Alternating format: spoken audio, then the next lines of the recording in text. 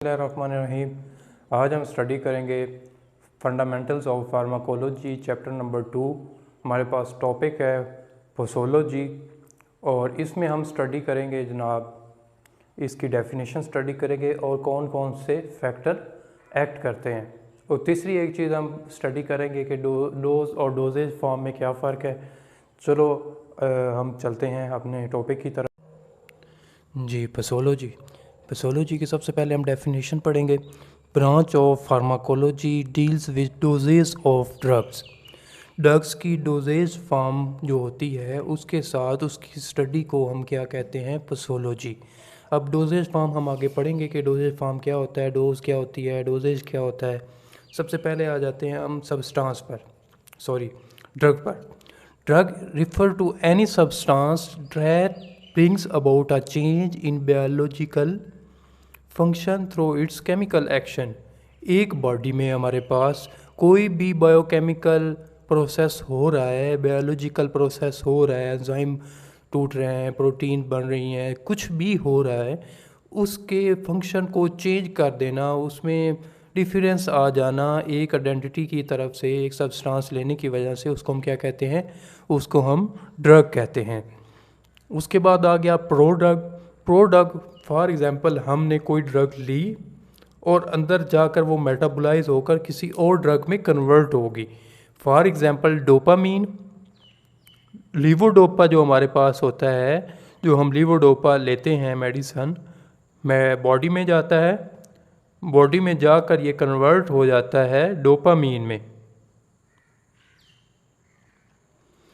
Prodrug लिहाजा वो drug हुई refers to compounds that on administration must undergo chemical conversions by metabolic process।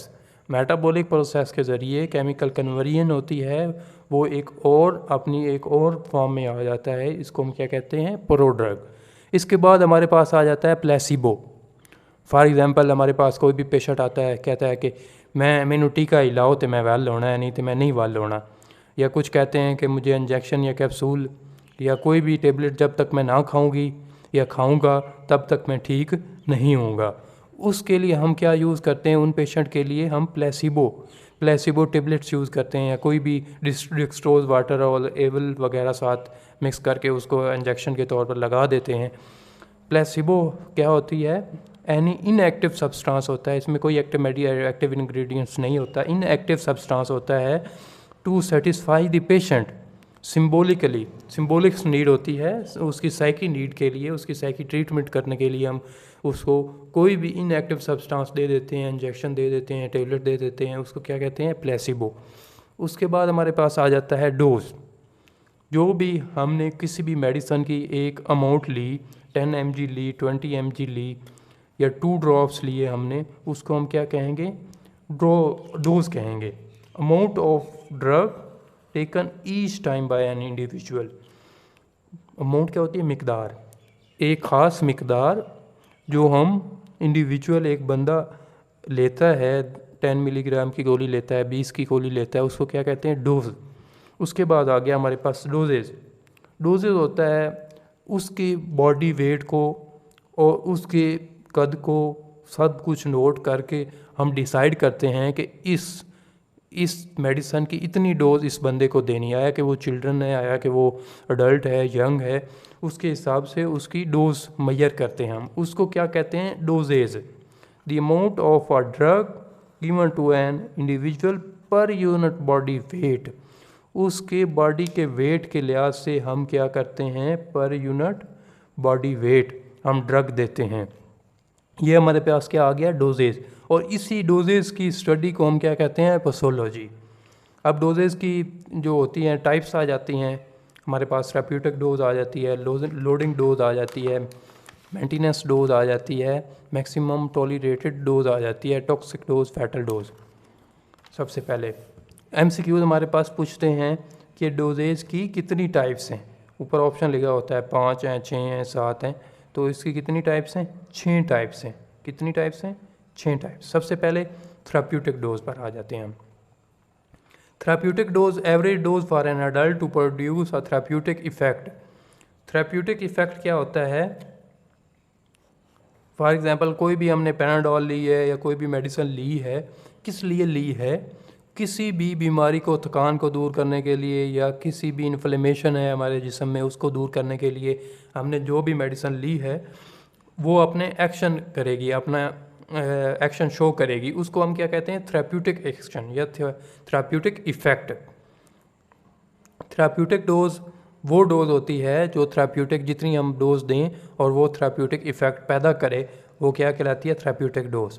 अब loading dose क्या होती है? फॉर एग्जांपल हमारे पास इमरजेंसी में पेशेंट आया, उसको हमने बहुत सी इंजेक्शन लगा दिए ताकि हम जल्दी से जल्दी अपना थेराप्यूटिक एक्शन ले सकें। लार्ज डोज होती है initially to produce an effective concentration as quickly as possible. जितनी जल्दी हो सके उसका हमें आउटपुट चाहिए होता है, उसको हम लोडिंग डोज कहते हैं। इसके बाद हमारे पास आ जाता है जनाब मेंटेनेंस डोज। मेंटेनेंस डोज होती है कि एक हम रेगुलर इंटरवल के साथ जितनी भी डोज ले रहे होते हैं to maintain the therapeutic effect और concentration in the blood plasma. एक ड्रग की कंसंट्रेशन को हमने मेंटेन रखना है ब्लड में, तो उसके लिए हम क्या वो डोज देते हैं? Maintenance dose. उसके बाद मैक्सिमम टॉलरेटेड डोज आ जाता है, नाम से ही ज़ाहिर है जितनी है एक बॉडी है कितनी वो ड्रग टॉलरेट कर सकती है। Largest dose of a drug that can be taken safely, उसको हम सेफली यूज़ कर सकते हैं और वो टॉलरेट कर सकती है। टॉक्सिक डोज क्या होती है? एक ख़ास मिकदार में या एक ख़ास हद के बाद वो टॉलरेटेबल नहीं होती, तो उसको हम क्या कहते हैं? टॉक्सिक। वो अपने टॉक्सिक इफ़ेक्ट, हार्मफुल इफ़ेक्ट पैदा करती है। Undesirable harmful effect of serious nature जो प्रोड्यूस करती है उसको हम क्या कहते हैं? Toxic dose. उसके बाद आ जाता है हमारे पास फैटल डोज। एक दवाई लेने से बंदे की मौत हो जाती है ओवरडोज करने की वजह से। Dose that produce death is called fatal dose. इसके बाद हमारे पास दो फार्मूले हैं डोज के कैलकुलेशन के, एक क्लार्क्स फार्मूला है और एक यंग्स फार्मूला है। यंग्स फार्मूला, तो डोज कैलकुलेशन में हमारे पास यंग्स फार्मूला आ गया, उसके बाद क्लार्क्स फार्मूला है। इसमें आपने सिर्फ इतना याद रखना है कि चिल्ड्रन के लिए हम यंग्स फार्मूला इस्तेमाल करते हैं और इन्फेंट्स के लिए हम क्लार्क्स फार्मूला इस्तेमाल करते हैं। चिल्ड्रन कौन से होते हैं? 2 से 17 ईयर्स ओल्ड, और इन्फेंट्स कौन से होते हैं? बर्थ टू 1 ईयर ओल्ड तक। इसके अलावा ये आपने इन दोनों जो फार्मूलाज हैं इनको आपने रटा लगा लेना है। इसके बाद हमारे पास आ जाता है factors modifying the action and dosages of drug. कौन से फैक्टर्स हैं जो हमारी जो डोजेज ऑफ ड्रग्स है उसके एक्शन को मॉडिफाई कर सकते हैं, कम कर सकते हैं, ज़्यादा कर सकते हैं? तो हमारे पास कितने फैक्टर्स हैं? 10 फैक्टर्स हैं। ये 10 आपने तादाद भी याद रखनी है। पेपर में एमसीक्यूज़ पूछते हैं कि हाँ भाई कितने, क्योंकि उधर सिंपल से क्वेश्चन होते हैं कितने जनाब, वो आपके कितने फैक्टर्स हैं जो कि आपके डोजेज ऑफ ड्रग्स को मॉडिफाई करते हैं। तो आपने ऑप्शन दिए होंगे 8, 9, 10, 11, 12, 13, जो भी 4-5 दिए होंगे उनमें से आपने 10 पे क्लिक करना।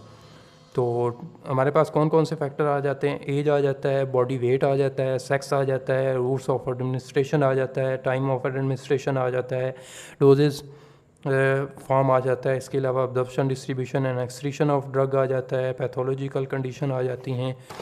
उसके अलावा हमारे पास टॉलरेंस आ जाती है और कम्बिनेशंस ऑफ ड्रग्स आ जाती है। सबसे पहले हम एज की बात करते हैं। तो एज में हम क्या क्या होता है, बच्चों के लिए और डोज होती है, बड़ों के लिए और डोज होती है, लिहाजा सब में वो अपना अपना फ़र्क होता है, अपना अपना एक्शन में फ़र्क होता है। तो बच्चों में अगर हम बड़ों की अडल्ट की डोज दे देंगे तो उसमें एक्शन उसकी ज़्यादा हो जाएगी, ड्रग की क्वांटिटी, और उसका एक्शन ज़्यादा हो जाएगा। बॉडी वेट आ गया। For abnormal body weight the dosages of the drug should be suitable adjust according to the weight of the patient. अगर वेट ज़्यादा होगा तो उसके हिसाब से ड्रग की क्वांटिटी भी ज़्यादा होगी। सेक्स आ गया। कुछ ड्रग्स होती हैं जो वोमेंस में कम दी जाती हैं, उनकी मिकदार वोमेन में कम दी जाती है, लेस देन मैन। आदमी की निस्बत औरत में जो होती है ड्रग की मिकदार वो कम देनी होती है। और कुछ फॉर एग्जांपल प्रेगनेंसी के दौरान, मेंस्ट्रुएशन के दौरान और लैक्टेशन पीरियड के दौरान हमें जहन में नोट होता है कि ये ड्रग अगर हम इतनी प्रेगनेंसी में इतनी मिकदार में देंगे तो इसके क्या क्या एडवर्स इफ़ेक्ट शो हो सकते हैं। इसलिए सेक्स भी बहुत इफ़ेक्ट करता है doses of form of drugs में, और ये बहुत ही इम्पोर्टेंट पॉइंट है प्रेगनेंसी का। उसके अलावा रूट्स ऑफ एडमिनिस्ट्रेशन आ गया। रूट्स ऑफ एडमिनिस्ट्रेशन में हमारे पास ओरल रूट होता है और आईवी रूट होता है। आईवी रूट से हमारे पास फॉरेन ड्रग एक्ट करती है और ओरल रूट से बहुत कम एक्ट करती है। इसके बाद हमारे पास आ गया time of administration. Presence of food in stomachs delay the absorption of the drug. Stomach में फूड की प्रेजेंस को क्या होती है, उसकी वजह से हमारी ड्रग की एब्जॉर्प्शन कम हो जाती है। उसके बाद हमारे पास आ गया doses form of drugs. Preparation होती हैं, कुछ प्रेपरेशन जो टेबलेट्स एंड पिल्स होती है उनकी एब्जॉर्प्शन स्लो होती है, जो लिक्विड्स पाउडर्स होते हैं उनकी एब्जॉर्प्शन ज़्यादा तेज़ होती है। इसलिए ये भी डिपेंड करता है उसकी doses form of the drugs की प्रेपरेशन पे डिपेंड करता है। उसके बाद एब्जॉर्प्शन, डिस्ट्रीब्यूशन एंड एक्सक्रीशन पे डिपेंड करता है ड्रग्स की। कुछ ड्रग्स होती हैं जो जल्दी मेटाबोलाइज हो जाती हैं, जल्दी एब्जॉर्ब हो जाती हैं और जल्दी एक्सक्रीट हो जाती हैं। ये वाली जो ड्रग्स होती हैं इनकी दूसरा थेराप्यूटिक इफ़ेक्ट थोड़ी टाइम के लिए रहता है और जो कम टाइम में अब्जॉर्ब होती हैं, कम टाइम में मेटाबोलाइज होती हैं और कम टाइम में एक्सक्रीट होती हैं, उनका जो थेराप्यूटिक एक्शन होता है वो ज़्यादा होता है। इसलिए लिखा है drugs which are rapidly absorb and excreted quickly can not maintain effective concentration of therapeutic effect. उसके बाद हमारे पास आ जाता है पैथोलॉजिकल कंडीशन हो जाता है। लीवर एंड किडनी जो होता है नॉट फंक्शन प्रॉपरली। अगर एक बंदे का लीवर और किडनी सही फंक्शन नहीं कर रहा तो हमारी जितनी भी ड्रग्स हम देते हैं वो जाकर लीवर और किडनी में मेटाबोलाइज होती हैं। लिहाजा लीवर और किडनी के पेशेंट में ड्रग्स को बहुत एहतियात से देना होता है। अगर उसको ज़्यादा मसला हो रहा है तो ड्रग्स को स्टॉप कर दें या उसको अवॉइड कर दें। उसके बाद टॉलरेंस आ गया। एक बंदे कुछ ड्रग्स होती हैं जो टॉलरेंस डेवलप करती हैं एक ख़ास क्वांटिटी के बाद। फॉर एग्जांपल एक बंदा 10 दिन से 10 मिलीग्राम ले रहा है कोई भी टेबलेट्स या 500 मिलीग्राम कोई भी एंटीबायोटिक्स ले रहा है तो 10 दिन के बाद उसके अंदर टॉलरेंस डेवलप हो जाएगी, वो उस पर असर करना ही छोड़ जाएगी। इसलिए टॉलरेंस भी बहुत मैटर करती है। उसके बाद आ गया combination of drugs. When 2 or more than 2 drugs are given together action may be increase और डिक्रीज। कुछ ड्रग्स होती हैं जो मिलकर अपना एक्शन इंक्रीज़ कर देती हैं और कुछ होती हैं कि वो दूसरे का एक्शन भी कम कर देती हैं और उसका अपना एक्शन भी कम हो जाता है।